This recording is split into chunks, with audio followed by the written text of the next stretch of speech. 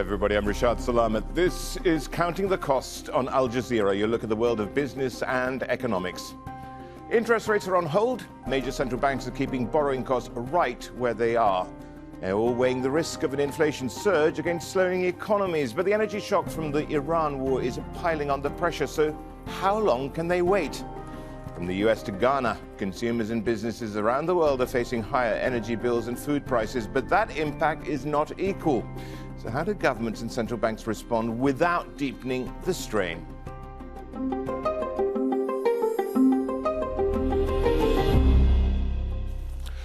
Caught between rising inflation and slowing growth, the US Federal Reserve, the European Central Bank and the Bank of England, among others, have all made the same call. Now is not the time to act. Interest rates and borrowing costs remain unchanged. That's despite rising energy bills, fuel and food costs squeezing businesses and households worldwide. But the International Monetary Fund is warning of a global slowdown, and no one knows how long the energy shock set off by the Iran war will last. The impact will be felt hardest in emerging markets and developing nations. Central banks face a tough choice, fighting rising prices or supporting a weakening economy. Can they strike the right balance? Fintan Monahan explains in this report. Major central banks, including the US Federal Reserve, have reached the same decision. No cuts or hikes to interest rates. Developments in the Middle East are contributing to a high level of uncertainty about the economic outlook, and we will remain attentive to risks to both sides of our dual mandate. Where we go from here will depend on the size and duration of the shock to energy prices. The economic outlook is highly uncertain and will depend on how long the war in the Middle East lasts and how strongly it affects energy and other commodity markets, as well as global supply chains. Central banks control the rate at which commercial banks can borrow money. And setting those rates is a balancing act between growth and inflation. Lowering rates makes borrowing cheaper, reducing the costs of loans and mortgages, which encourages consumers and businesses to spend more. This can boost economic growth, but it can also increase inflation. Raising rates makes borrowing more expensive, reducing economic activity. This can help control inflation, but it might also dampen growth. Interest rates were ramped up in 2022 as central banks moved to control rising inflation in the aftermath of the COVID-19 pandemic and Russia's invasion of Ukraine. But those rates have been steadily decreasing over the past 2 years, as central bankers grew more confident that inflation was under control. More rate cuts were expected. But that changed when the US and Israel began their war on Iran. The conflict is causing massive disruption at the Strait of Hormuz, one of the world's key shipping lanes. 20% of the world's oil and gas passes through here, and the impact has been felt worldwide. Oil prices have soared, averaging at more than $100 a barrel since the war began. This is having a knock-on effect on the price of petrol and other consumer products. The IMF has revised its forecast for this year, predicting higher inflation and slower growth as a result of the energy shock. And this combination has raised the specter of stagflation. That's when three things come together: high inflation, high unemployment, and slow economic growth. It means people paying higher prices, having a greater risk of losing their job, and it might prove harder to build up savings. If stagflation takes hold, there's limits to what central banks can do to control it. So for now, they're signaling caution. Not so long ago, rates looked set to continue dropping. But in the coming months, they may be just as likely to go up again. Fintan Monahan, Al Jazeera, for Counting the Cost. Now, inflation stemming from the energy crisis could have a range of effects on the average consumer. You're already seeing an impact on petrol prices. They're soaring because, of course, they're closely linked to the price of oil.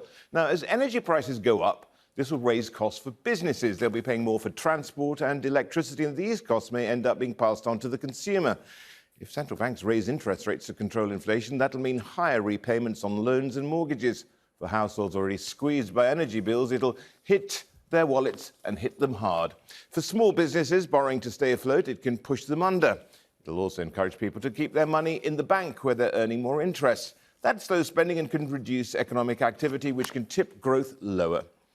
Now, the energy crisis is expected to hit some economies a lot harder than others. The International Monetary Fund has downgraded growth expectations for emerging markets from 4.2 to 3.9%. Compare that to advanced economies, which remain largely unchanged at 1.8%. Emerging markets and developing nations are also expected to suffer from higher inflation, and forecasts have been revised up by around about 0.7%. US monetary policy also has a major impact on emerging markets. If the Fed increases rates, this could strengthen the dollar. Then currencies in emerging markets would become relatively weaker, making food and fuel imports even more expensive, which could, of course, stoke inflation. But some emerging economies who are energy exporters have some room to maneuver. Higher oil and gas prices boost their revenues. Brazil is a good example. After the Fed held steady this past week, Brazil's central bank made a cut from 15% to 14.75%. Right, well, let's discuss all this further with our panelists. Joining us from Montreal is Julian Karagesian. He's the co-founder of Age of Economics, a global economic advisory firm and former special advisor in Canada's Ministry of Finance. In Bristol, in the UK, is Joe Mitchell. He's a professor of economics at the University of the West of England and a member of the Progressive Economy Forum Council. And from Accra in Ghana is Theophilus Achiampong. He's a technical advisor to Ghana's Ministry of Finance and an expert in emerging markets. Theophilus, let's start off with you. How do you frame what is going on right now? And also looking at it through the lens of emerging markets. Of course, you can't categorize them as one, but certainly where you are.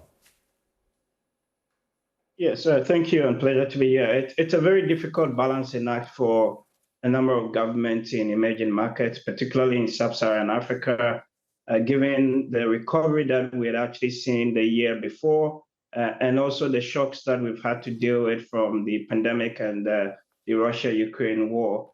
And what this really new energy shock has done is to further exacerbate some of the risks that these economies are having to deal with, whether it's having to deal with inflation, and we've seen that go across the board, and then also having to deal with the impact on growth prospects, and then subsequently its impact on poverty and inequality across the market. But I must also say that the response actually has been quite nuanced as well. So we've seen a multi-layered response from different economies and markets, where in some places you're having the central banks, intermediate in the foreign exchange market. We also have had to manage capital flows, and for the Treasury, really providing some targeted fiscal cushions to those that are most vulnerable. And that really is helping to sort of anchor some of those expectations. In Ghana's case, what we have had to do from the central bank side is to really cut rates. So in the last cycle, given that we had actually built quite significant buffers and reserves, the central bank actually was in a position to cut the policy rate by another 150 basis points to 14%. But of course, that's not going to be the same going forward, given the issue about how long this conflict would last, and then also the impact of that conflict in terms of energy supplies, and then also food and fuel supplies. Yeah, I think that's what we hear all the time. It depends on the length of this conflict. And Julian, I mean, it's a head scratcher for central banks, isn't it? Absolutely. It's, I don't want to repeat the boilerplate speaking points of two of the three central bank governors that you had on.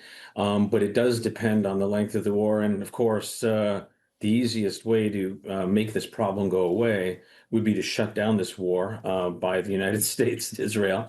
Failing that, it looks like we're looking right into the barrel of an intensifying conflict. And this conflict would have a much bigger impact, I think, on oil prices than the 1970s, because we're talking about the catastrophic damage that could be done to the oil infrastructure in the Gulf countries. And so that would take years to repair. And so what we're facing is not a short-term problem if there's an intensification of the war. And so the question is, what do central banks do? They could, right now, it's the right thing. They're being cautious. They're not doing anything. But if there's an intensification and oil prices go to 130, 150 and higher, and those are foreseeable scenarios, then the question becomes, what do they do? Growth coming out of COVID the last few years has been very slow in Europe, and it's been slow in Canada. It's been more robust in the United States. And on top of that, you've got the political business cycle in the United States and some European countries. So it makes the problem, despite the fact that we have independent central bankers, it makes the problem of what to do with interest rates all the more prickly. And so they are definitely in a difficult situation right now. They do have some options, though. Yeah, and you look at it, Joe, and I'm sure I can see you nodding, so you're probably agreeing here. I mean, do you then kick it out away from central banks? Do we need some sort of fiscal response, or do we need a response at all? Yeah, thanks for having me on. I think that the current crisis, as well as the post-pandemic inflation, and even the post-2008 situation where we had interest rates at zero and weak growth and quantitative easing, do demonstrate the fact that our current framework for organizing economic policy, which is constructed around independent central banks using interest rates to try and target inflation, with fiscal policy subordinated to the role of managing public finances. This is in rich countries, of course. Emerging market economies, as Mr. Acheampong pointed out, face a very different set of challenges to do with exchange rate management and capital flows. But this consensus in rich economies, I think, is really hitting its limits with the sequence of crises that we've seen, because ultimately there is a problem of distribution when we see these terms of trade shocks. And what that means is that effectively, aside from a small number of oil corporations and a small number of oil exporting nations, the rest of the world is worse off. It has less available resources, less available consumption. And so the question is, how do we distribute that? Who reduces their consumption by most? And I think most would agree that the poorest in society need to be protected. They already consume relatively little. They should be able to continue feeding themselves and transport and so on. So it's a case of redistribution, and that means fiscal policy. And so we need the fiscal policy and monetary policy to work together to manage the situation.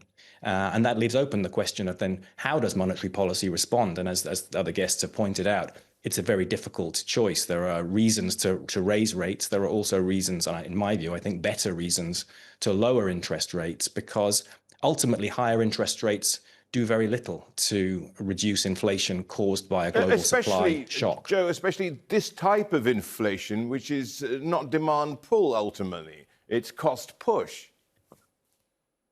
Absolutely. The way interest rates are understood to work in rich economies primarily is that by reducing economic activity, as your package said, you reduce employment. Higher unemployment effectively reduces workers' bargaining power, and that reduces the probability that they will push for wage increases, because central bankers do primarily see inflation, I think, as deriving from two things: pressure from wage price conflict between employers and workers, and international factors such as commodity prices, exchange rates, and so on. But interest rates in a domestic sense can only really affect that labor market demand pull inflation. And as you say, that is not the inflation we currently see. Now, central bankers are worried about so-called second round effects, the commodity shock feeding into that wage price domestic pressure. And that's really the only justification they have for raising rates. And that's highly uncertain whether that will happen. Labor markets, particularly in European countries, are quite a lot looser than they were after the pandemic, when we saw lots of movements between jobs, lots of people trying to find new employment opportunities and so on. Theophilus, when you're looking at the emerging markets, and you've got consumers there with a much higher marginal propensity to spend, these things are even more acute, aren't they? And let's not forget, it's not just energy, and we have to remind ourselves about the food aspect, fertilizer prices, urea prices, and all of this whole gamut of things which are going to be going up in price. So the thing is, what is the special need there for emerging markets? And again, it depends if you are a exporter of oil or if you're a net importer. Absolutely. In fact, if you look at the data, for the household consumption basket in many emerging markets, certainly in my country, Ghana, you're looking at between 50 to 70% of them spending every dollar that they have on food, fuel, and then all those sort of basic essentials. And this compares to about 15 to 20% in the advanced economy. So basically, when you have these sort of major supply related shocks, such as the crude oil price increment, then that actually translates into a much bigger impact in terms of inflation and really the response from the central bank, but importantly, and to turn the point that was made, from also the fiscal side, has been how you actually manage and tame that inflation to reduce the potential second round effects of that into labor,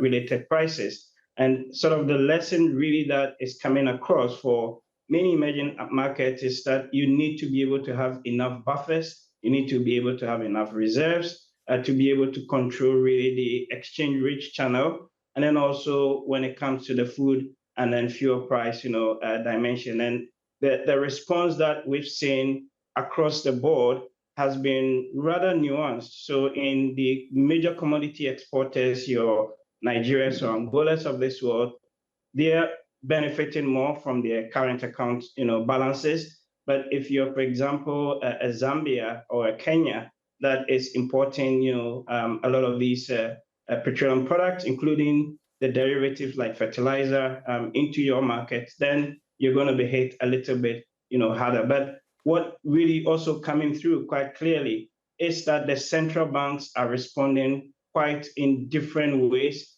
depending on the position that you're in when it comes to the reserves that have been built up over the last, 2 or 3 years. In Ghana's case, the central bank has room to actually even cut rates, even further. But I think in the next round, possibly they may stay the rate cut because of the uncertainties occasioning the war.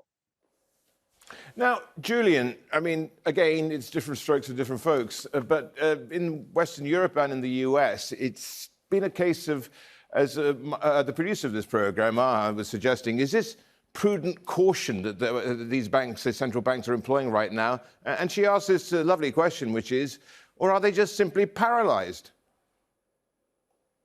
I would tend towards the latter. I don't think anyone except, there are 2 or 3 people that were mentioning this as a risk, people like Professor Jeffrey Sachs at Columbia University, and, maybe a couple of others, but I don't think anyone was expecting this shock at this time.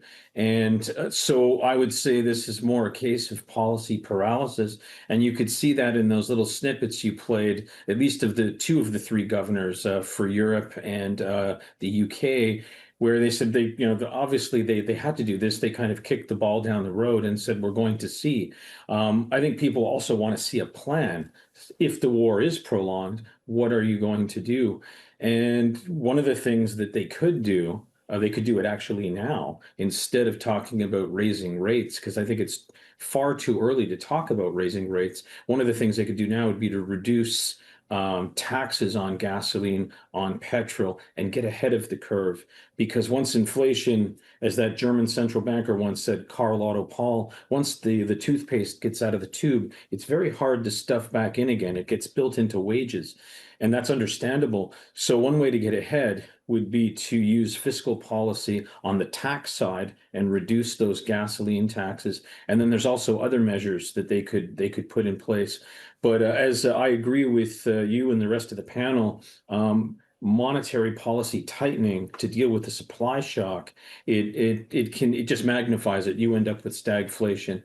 And this would come on top of the deindustrialization of the West, the financial crisis, the pandemic, and post-pandemic inflation, and now this oil shock. And all of those events played out in terms of income distribution on the poorest elements of society and the middle class. And so you're just wondering how long it's going to take for this to lead to a generalized discontent among the people. Joe, I mean, again, it's different countries. The US has a different set of problems, given that it is producing 13 million barrels of oil a day. So they are probably cushioned. But you look at the UK, you can't see Rachel Reeves, the UK Chancellor, cutting fuel duties, can you? It's because they're already in hock for so much. Then again, you look at perhaps the most affected country, which is Japan, importing something like 95% of their energy needs. So, how do they deal with it? And do they perhaps go back to the playbook we had after the GFC, which is perhaps going into quantitative easing? Yes. And interestingly, even though the US is a big exporter, that doesn't really mean that it is cushioned, because it means that the big energy exporting corporations will do well, but consumers are still facing global prices at the pump. And because taxes in the US are already relatively low on fuel compared to other countries, that means that the increase in prices being seen at the pumps in the US is actually greater than we're seeing in Europe, for example, because we're effectively starting from a higher level because of those taxes.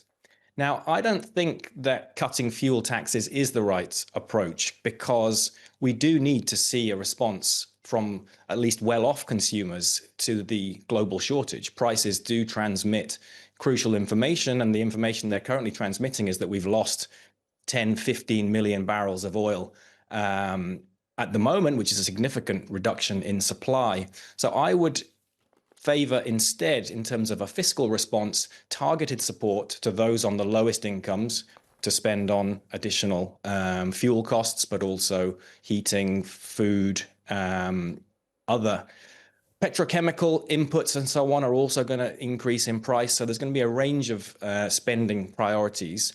But I don't think we should, across the board, either subsidize fuel or reduce taxes, because there are plenty of people, with large vehicles who don't need to use those vehicles so much and, can afford to spend the additional income on fuel. And one reason not to do that is because if we subsidize fuel for Western consumers, for rich economies, that effectively increases the competition globally, and then poorer countries, emerging market economies, face an even more severe situation. And in those economies, we'll see rationing, and we're already seeing rationing in some of those economies. So I think from a sort of global equity point of view, blanket subsidies to households for fuel or tax cuts on fuel are probably not the right approach in rich economies. Julian, then, okay, brings us to, I think Joe didn't address that.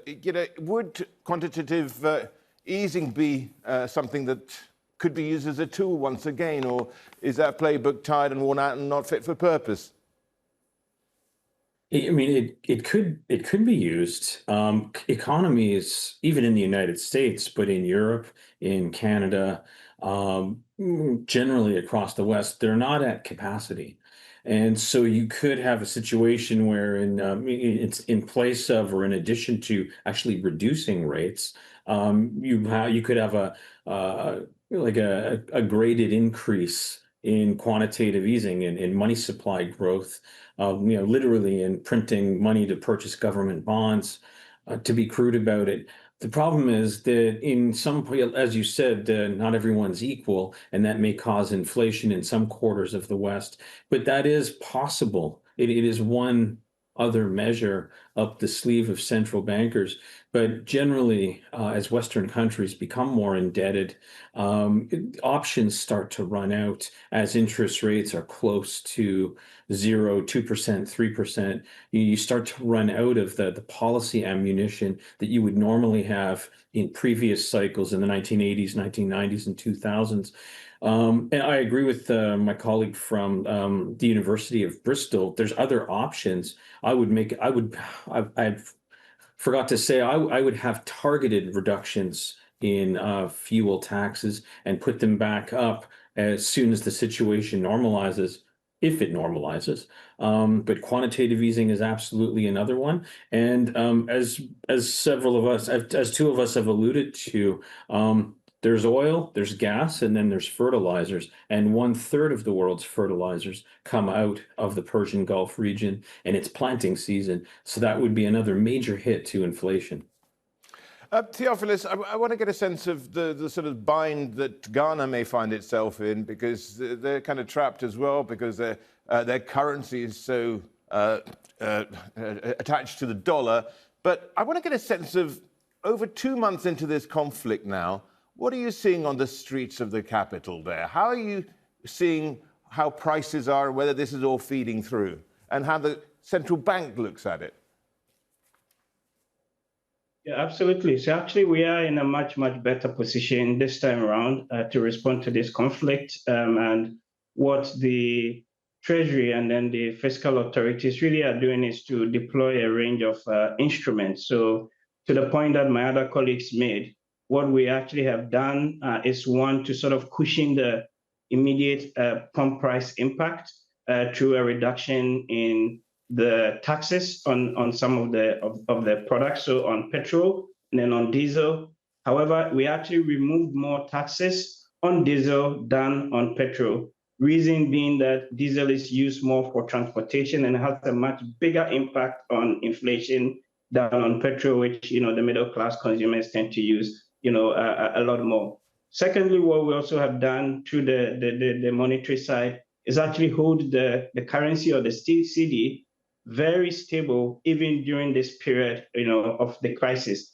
And the reason for that is that we actually had built up considerable reserves over the last year when gold prices actually went up. So if you look at the numbers, we're sitting on close to about 6 months, of import cover, or around $15 billion of reserves. And that really allows the central bank, to be in a position to support or intermediate on the Forex, market. The third thing that we're also doing on the agri side of things, given that the planting season is coming up, is really to see how we can support, farmers through some of the fertilizer programs that we've got in a targeted manner, and to ensure that this actually gets to them as and when needed. And this is really all targeted to ensure that you deploy a range of instruments to help address the crisis, and not forgetting that from the fiscal side, we're very much staying on course in terms of the fiscal consolidation effort that we're doing now under the IMF program. So we have a bit more room to breathe for us as Ghana relative to some of the other emerging market economies. Theophilus, Joe, Julian, thank you so much. Julian, can I guess you end there? Theophilus Acheampong and Joe Mitchell, our thanks to you. Thank you for joining us.